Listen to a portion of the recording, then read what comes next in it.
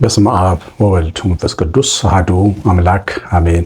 ተወዳችሁ በጌታችን በኢየሱስ ክርስቶስ ሰማያዊ በሆነ ስፍራ መንፈሳዊ በሆነ በረከት የተባረካችሁ እግዚአብሔር ሙሉ በሆነ ጸጋው ድንቅ በሆነ አባትነቱ አስገራሚ በሆነ አብሮነቱ የጎበኘን የጎበኛችሁ የቸርነት አምላክ ቸር መድኃኔዓለም ክብር ምስጋና ይገባዋል። ብቸኞች ለሆኑ ሰዎች እንጸልያለን። ብቸኝነት ለሚሰማቸው ሰዎች ሁሉ ነገር ኖራቸው ማንም እንደሌላቸው ለሚሰማቸው ብዙ ነገር ጎሏቸው ብቻቸውን ለሚሆኑ ሰዎች የመንፈስ ብርታት እንዲያገኙ እነዚህን 2 ቀናት እንጸልያለን። ቅዱስ አምላክ እግዚአብሔር ሆይ እናመሰግንሃለን። የሌላትን ባልቴቷን የምትረዳ እናት አባት የሌለውን የምታሳድግ የብቸኞች ተስፋ ሁሉ በተዋቸው ጊዜ ለሰዎች ብቻቸውን በሆኑ ጊዜ አብራቸው የምትሆን በፈረሰው ግድግዳ የምትቆምላቸው እግዚአብሔር አብ በውድ ልጅ በጌታችን በኢየሱስ ክርስቶስ ከመንፈስ ቅዱስ ጋር የተመሰገንክ ሁን። አሁንም አበርታቸው፣ ብቸኞችን አጠንክር፣ ልጆቻቸውን አበርታ፣ ልባቸውን ደግፍ፣ የመንፈስን ብርሃን ስጣቸው። ስለሰማህን እናመሰግንሃለን። በጌታችን በኢየሱስ ክርስቶስ በእርሱ ያለ ክብር ለአብ ለመንፈስ ቅዱስ ይገባል፣ ዛሬም ዘወትርም ለዘላለም አሜን። የእግዚአብሔር ተወዳጆች እንግዲህ ፍልሰታ ጾም ሊፈታ ጥቂት ቀናት ነው የሚቀሩን። ዛሬ የሱባኤው ጥቂት ቀናቶች ናቸው። ፍልሰታ ጾም ግን ዝም ብለን ከምንጾም 3 እናቶችን ብናግዝ ዛሬ እዚህ ቃሊቲ ጊዮርጊስ አቃቂ ጊዮርጊስ ነበርኩኝ። ጠዋት አንዲት እናት 4 ልጆች ቆጥታ መታ ለምኑልኝ ብላ ልክ ስልጠና አይቻታለሁ። ቋንቋ አትችልም። የምትናገረው ኦሮምኛ ነው። ሌላ ቋንቋ አማርኛ እንኳን አትችልም። ቋንቋ ሳትችል ደግሞ ልጆችን ይዛ ስትንከራተት እያየሁ ነበር። እነዚህን የመሳሰሉ 3 እናቶችን እንደግፋለን። 911 413 80 ስልኬ ላይ አሳውቁኝ። ፍልሰታን በበረከት እንድንጾመው ፍጻሜያችንን በበረከትና በምጽዋት እንድናደርገው ነው። እግዚአብሔር ይባርካችሁ፣ እናንተን ቀናችሁን ይባርክ። ወደ ምስራቅ እዩ። ቅዳሴያችን ላይ ዲያቆኑ ከሚያውጃቸው ትልልቅ አዋጆች አንደኛው ብዙ ጊዜ የምንሰማው ነው። ቅዳሴው ሊያበቃ ጥቂት ሲቀረው የተቀመጣችሁ ተነሱ፣ ፍሬ ቅዳሴ የሚባለው ሲጀምር እና ከስግዱ በኋላ ተቀምጣችሁ ተነሱ፣ ወደ ምስራቅ ተመልከቱ፣ እናስተውል፣ ተሰጥኦን መልሱ ብሎ ያዛል። ሁላችንም ያንን የተቀባበልን የተቀመጠን እንነሳለን። ወደ ምስራቅ እዩ ሲባል ግን ብዙዎቻችን ያው ወደ ቤተክርስቲያን እንመለከታለን። ያው በእርግጥ ፊት ለፊታችን ያለው ምስራቅ ለኛ ቤተክርስቲያን ናት። ወደ ቤተክርስቲያን ቤተልሔሟን በስተ ምስራቅ አቅጣጫ ነው የምትሰራው። ምክንያቱም ቤተልሔም የጌታችን ኢየሱስ የተወለደበት ቦታ ናት። ፀሐይ ኢየሱስ የወጣባት ናት። ቤታችን የነበረችበት የድሪያን የሌለችበት ቦታ ስለሆነች ቤታችን ምስራቅ ናት። ደግሞም ኢየሱስ ክርስቶስም ፀሐይ ነው። ስለዚህ ቤተልሔም በስተ ምስራቅ አቅጣጫ ተሰራለች። ያው ድንቅ ቤተክርስቲያን ነች ያለች። እያንዳንዱ ንድፏ ስርዓተ ንድፏ ከመጽሐፍ ቅዱስ ሐሳብ ጋር የተገናኘ ነው። ይሄንን ትምህርት የምትሰሙ የሌላ ቤተ እምነት ሰዎች አላችሁ። አንዳንዴ በጣም ቀላል የሚመስሏችሁ ነገሮች ስታዩዋቸው እያንዳንዱ ጉዳዮች ከመጽሐፍ ቅዱስና ከወንጌል ጋር ተገናኝተው የተሰሩ ናቸው እና ወደ ምስራቅ ተመልከቱ ሲባል ሁላችንም ወደ መቅደሱ አቅጣጫ እናያለን። የመቅደሱ አቅጣጫ የምስራቅ አቅጣጫ ነው። ለቤተልሔሙ አቅጣጫ ሆኖ የተሰራ እና ምስራቅ ያው የቤተልሔም እንደዚሁ ምስራቅ የእመቤታችን ምሳሌ ምስራቅ ፀሐይ የሚወጣባት የሰማይ ክፍል ናት፣ አቅጣጫ ናት። ስለዚህ እመቤታችንም የፀሐይ መውጫ ስለሆነች እመቤታችንን የምናስብበት ሰዓት ነው ያ ሰዓት። እንደዚሁ ደግሞ ሰማያዊውን ጉዳይ የምናስብበት ነው። ብዙ ጊዜ ተምረናል። ወደ ቤተክርስቲያን ማየት ወደ እመቤታችን ማየት መሆኑን ብዙ መምህራን አስተምረውናል። ዛሬ ግን እዚህ መድረክ ላይ ተቀምጬ ወደ ምራት ተቀምጬ መምህር ሲያስተምር በአይምሮዬ እግዚአብሔር የሚያስተምረኝ ትምህርት ነበር። እሱን ላካፍላችሁ ብዬ ነው። ወደ ምስራቅ ተመልከቱ ሲል ምስራቅ ያው የብርሃን መውጫ ነው እና 4 ማዕዘናት አሉ የሰው ልጅ ትኩር ብሎ የሚመለከታቸው ምስራቅ፣ ምዕራብ፣ ደቡብ፣ ሰሜን። ግን በትኩረት የቤተክርስቲያን አዋጅ ወደ ምስራቅ እንድንመለከት ያዘናል። ምስራቅ የፀሐይ የብርሃን መውጫ አቅጣጫ ነው። እንደዚህ አይነት መመልከትን የተመለከተው ዳንኤል ነበረ። በባቢሎን በከለዳውያን ሀገር ተመርኮ ያለ ከሚኖርበት ቤት መስኮቱን ወደ ምስራቅ አቅጣጫ አድርጎ ኢየሩሳሌምን እያሰበ የእስራኤልን አምላክ እያሰበ ፀሐዩን ላለ ፀሐዩ አምላክ ሃሌሉያ እያለ ፀሐይ ለሆነ ብርሃን ለሆነ አምላክ ምስጋናና ጸሎት ያቀርብ ነበር። እና የጸሎቱ ኃይል በጣም ብርቱ ነበረ። ምቀኛ እስኪያስነሳበት ድረስ አናብስት ጉድጓድ ውስጥ ተከቶ የአናብስትን አፍ እስኪያስርለት ድረስ ትልቅ ፍሬያማ ጸሎት ይጸልይ ነበር። ወደ ምስራቅ ይመለከት ነበር።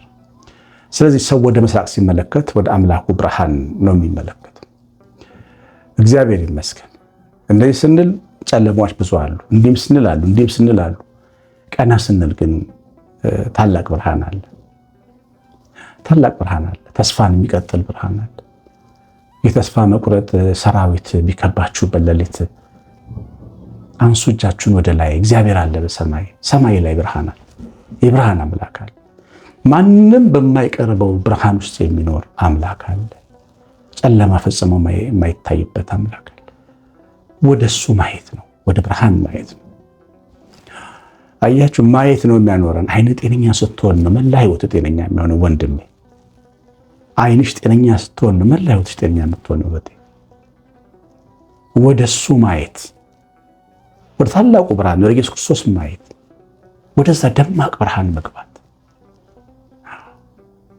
እኛ ከአፋፉ ደርሰን እንመጣለን ስንጸልይ ጠዋት። በተለይ በመንፈስ የምንጸልይ ሰዎች፣ በደም አይምሯችን ህሊናችን የሚጸልይ ሰዎች አፋፉ ላይ ደርሰን እንመጣለን።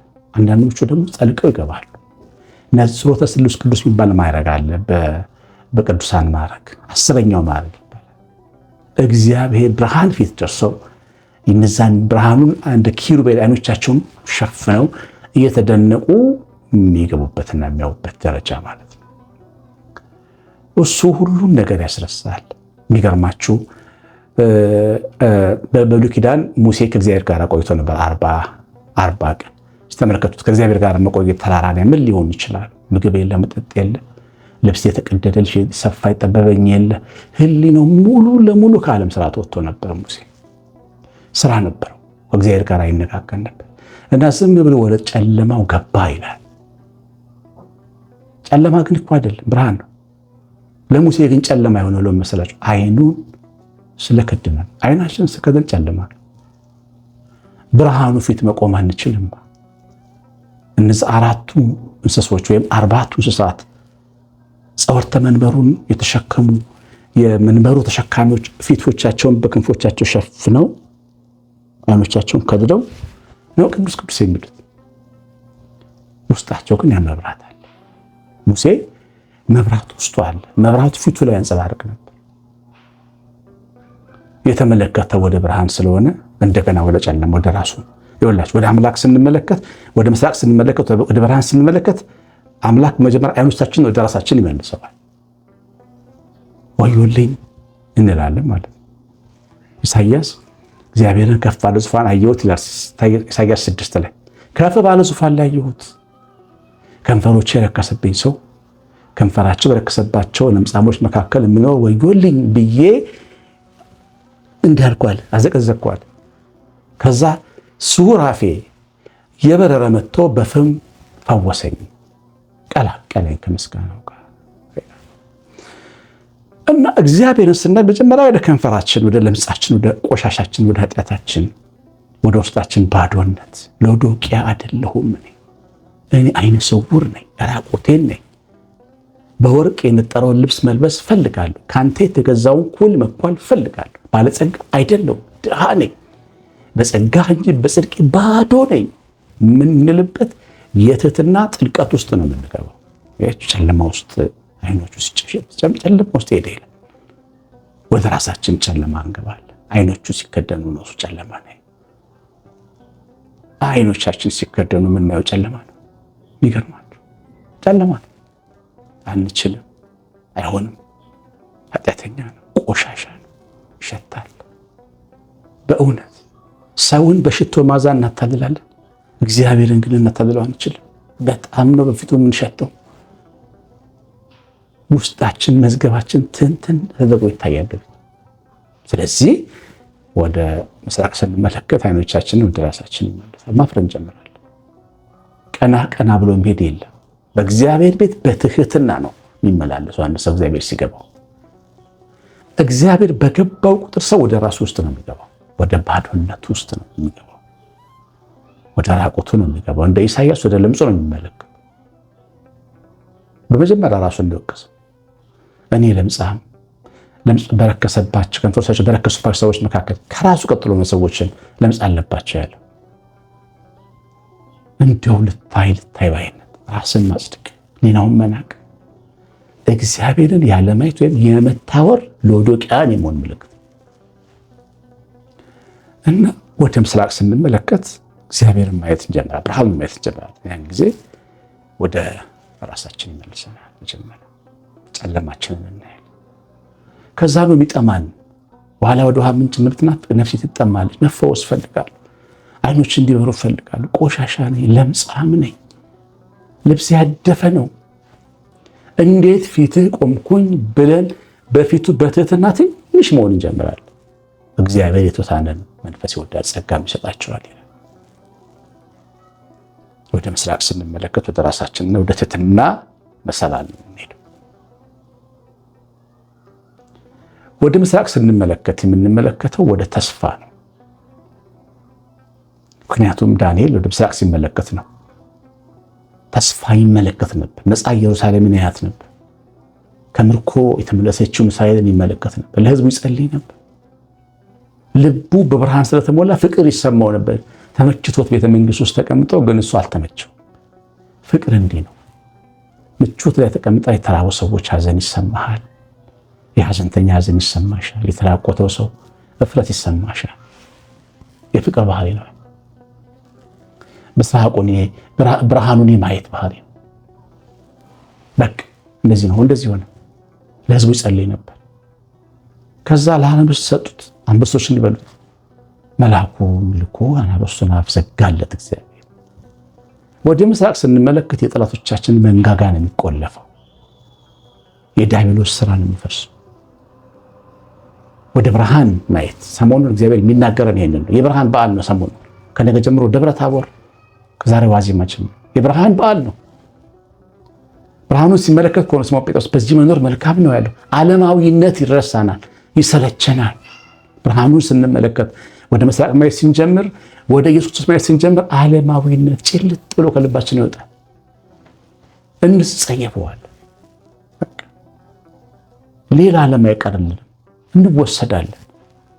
ሄኖክም አካሄዱን ከእግዚአብሔር ጋር አድርጓልና ተወሰደ፣ አልተገኘም። እንደተባለው ይሆንልን፣ እንወሰዳለን። እዚቹ ተቀምጠን እንወሰዳለን።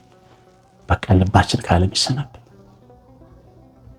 ለእኛ ምንም ነገር ይሆናል። በቃ መጠጥ በሉት፣ ዝሙት በሉት፣ የሚያቀልሽልሽ ነገር ነው የሚሆነው።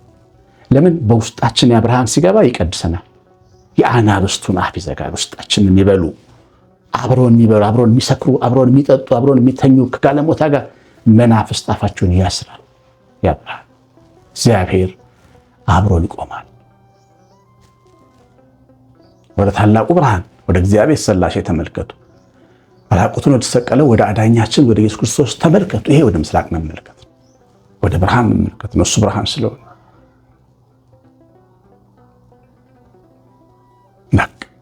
ወጥመድ ይሰበራል። ነፃ ትሆናለህ። በጣም ብዙ ወጥመዶች አሉ በዙሪያችን፣ እግሮቻችን ስር ተቀላሉ። ያሸነፍናቸው፣ ያልቻልናቸው፣ ያልተቆጣጠርናቸው ይሰበራሉ። በዳንኤል ሕይወት የተማረ የዳንኤል አምላክ ታላቅ ነው ተባለ። የአምላክሽ ስም በታላቅነት በምስጋና ይጠራል። በሕይወታችን በመለወጣችን የቤት ሰራተኛ እንሆን፣ የቤት እመቤት እንሆን፣ የካምፓኒ እመቤት እንሆን፣ የካምፓኒ ጌታ እንሆን፣ ሁላችንም ተራውም የከበረውም እኩል ይሆናል በእግዚአብሔር ጸጋ። ምስራቁ ላይ ያሉ ብርሃን የሰው ልጅ ይቀይራል። ተቃላችሁ ብርሃን የሕይወት ምግብ ነው። ተክሎች ሕይወት የሚያገኙት ከብርሃን ነው። ወደ ምስራቅ ስንመለከት ወደ ብርሃን ደግሞ መገቦትን ይሰጣል። ተክሎች እነዚህ ተክሎች አብ የተከላቸው እነዚህ ዛፎች ሰውነታችን፣ ሕሊናችን፣ መንፈሳችን ይለመልማል። ተስፋን እንመለከታለን። መኖርን እንመለከታለን። ማለፍን እንመለከታለን። ግብፅ ሆነን ከነዓንን እናያለን። በርቀት ሜዳ መሀል ላይ ያለው ነገር አያስጨንቀን።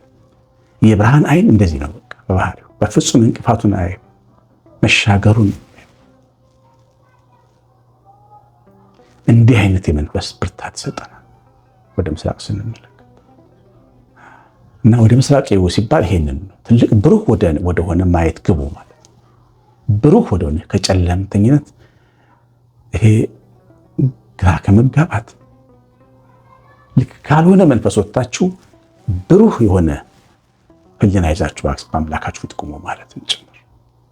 የሰማነውን በልቦናችን ጻፍልን። እግዚአብሔር ቸርነት እመቤታችን ራይት በረከት የመላእክት ጥበቃ አብሮን ይሁን። ማሳሰቢያ እንዳትረሱ የእናቶችን ላይክ በተኑን ተጫኑት፣ ኮሜንት አድርጉ፣ ቃሉ ያሰማልኝ ምናምን በሉ ብቻ አንድ ነገር ጻፉና ውጡ። ዩቲዩብ ሜምበር በመሆን አገልግሎቴን ደግፉ። በወር ትንሽ ገንዘብ $2፣ $3፣ $4 ሊከፈል ይችላል። ነገር ግን ስትበዙ አገልግሎቴን በጣም ይደግፍልኛል፣ ያግዝልኛል እና 31 ደርሳችኋል። ትናንት በሰዎች ወይን አርጋችኋል። እግዚአብሔር ይባርካችሁ። ሌሎችም እያነበባችሁ እያያችሁ ከኤአይ ከጄሚና እየጠየቃችሁ ከዩቲዩብ እያያችሁ ሜምበር በመሆን የአጋፔ ዘወትርስ ሜምበር በመሆን ደግፉ። እግዚአብሔር እናንተን በራችሁን ደጃችሁን ኑራችሁን ይባርክ። አሸናፊ ገብረማርያም ነኝ። ሰላም